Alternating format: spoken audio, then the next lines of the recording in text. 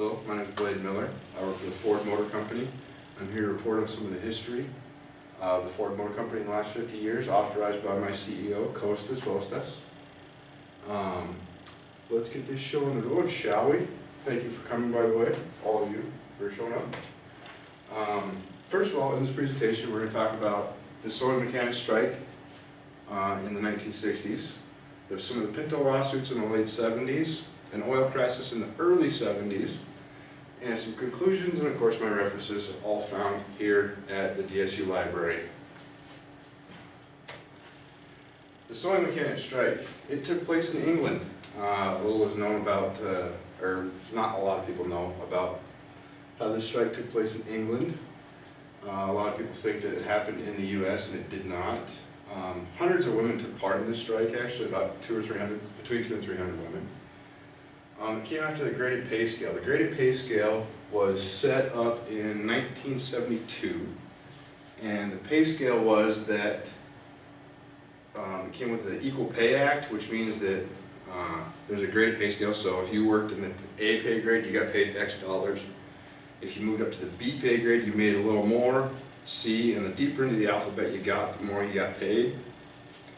And what had happened was in the strike here was that the women in the general production line of the cars and the interiors of the cars were not getting paid. They were given a B grade, and the ladies in the prototype shop where they first designed the cars and such, and the interiors, they got a C grade, which means they got paid more, but the labor they were doing was exactly the same.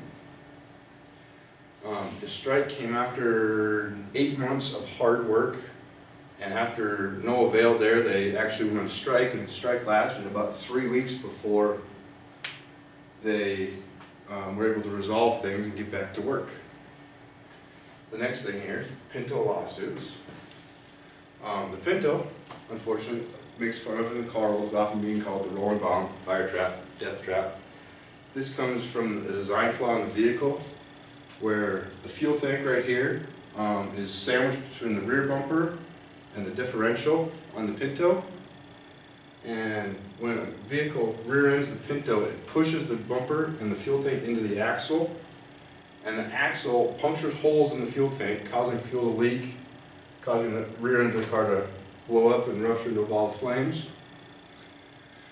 They initially got around this issue because the governing body said that you need to be able to suffer a rear-end collision at about 25 or 30 miles an hour to be deemed safe, and the Pinto was deemed safe in Ford's initial tests at 35 miles an hour. The cost-benefit analysis after this data was found was that the Ford Motor Company could pay more or pay less in lawsuits that they might incur over just fixing it. And it only needed $11 per car to fix the issue, which I found was appalling, that they would rather kill people and pay the suits over rather than just fix the cars for that low dollar amount. The lack of humanity in this I thought was absolutely appalling. And after all these lawsuits went to court, it would have taken many millions of dollars and many years of research and development to prove that the Pinto was actually safe. So they just dropped it and quit making the Pinto. Moving on to the oil crisis. The oil crisis of 1973 is when it started. It was called a crisis, but it wasn't really a crisis. What had happened was that there was an embargo set on fuel and petroleum products from Arab countries in the Middle East on the US and many other countries around the world. It caused a large swing from the big land barges, as the car people call them, 18-foot long, 5,000 pounds, big V8 motors. Put them in a crunch because they had no more fuel to burn to throw themselves down the road. So it caused all the, like Ford Motor Company, Chevy, Dodge, all of them, to have to redesign their entire line to go to smaller cars. These smaller cars were designed hastily, kind of like the Pinto was, which is why it had a design flaw that led to lawsuits and whatnot.